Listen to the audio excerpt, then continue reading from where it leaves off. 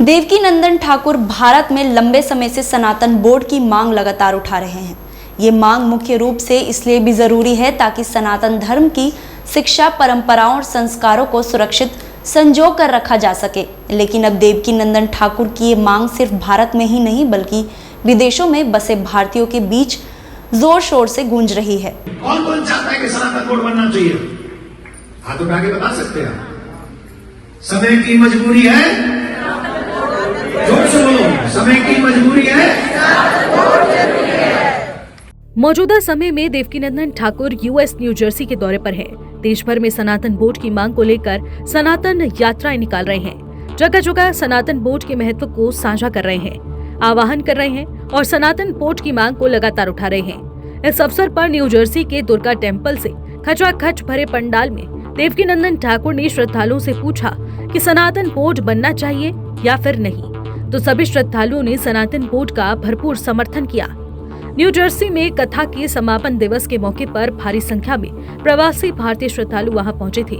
सुनिए सनातन बोर्ड की आवाज को प्रवासी भारतीयों ने कैसे बुलंद किया। कौन कौन चाहता है कि सनातन बोर्ड बनना चाहिए? हाथ उठा के बता सकते हैं। समय की मजबूरी है, जोर से बोलो, समय की मजबूरी है।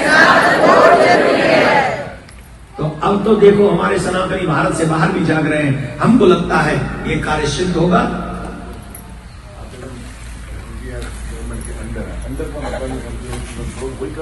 हाँ, देखिए कई मंदिर इंडिया गवर्नमेंट उसको कवर करती है, कई मंदिर ऐसे हैं जिनको प्रदेश की सरकारें करती हैं, और मोस्टली जो अभी केरल वगैरह में जो सरकारें हैं सबसे बड़े बड़े मंदिर उधर हैं, और उन मंदिरों के पैसे से वो काम हो रहे हैं जो कभी नहीं होने चाहिए। इस दौरान न्यू जर्सी के दुर्गा टेम्पल में भीड़ इतनी ज्यादा थी कि पूरे मंदिर परिसर में पैर रखने तक की जगह यहाँ नहीं थी। तस्वीरें आप देख सकते हैं, समझ सकते हैं कि ऐसे में पूरे जन सैलाब ने सनातन बोर्ड का समर्थन वहाँ भरपूर तरीके से किया। अब ऐसे में कुछ लोगों का सवाल होगा कि आखिर सनातन बोर्ड देश में क्यों बनना चाहिए।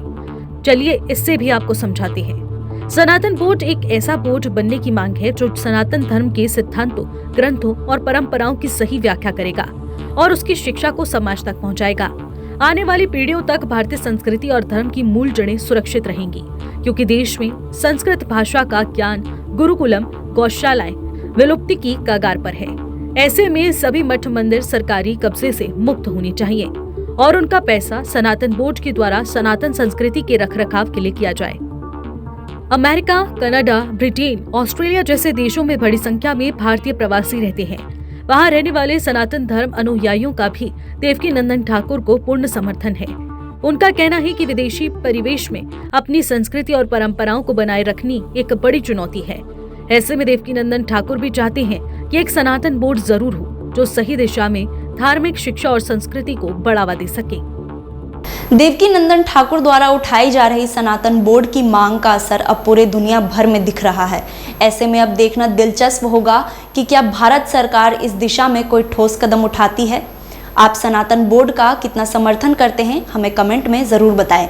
वीडियो को ज़्यादा से ज़्यादा शेयर करें ताकि देवकी नंदन ठाकुर की इस मांग को ज़्यादा से ज़्यादा लोगों का समर्थन मिल सके।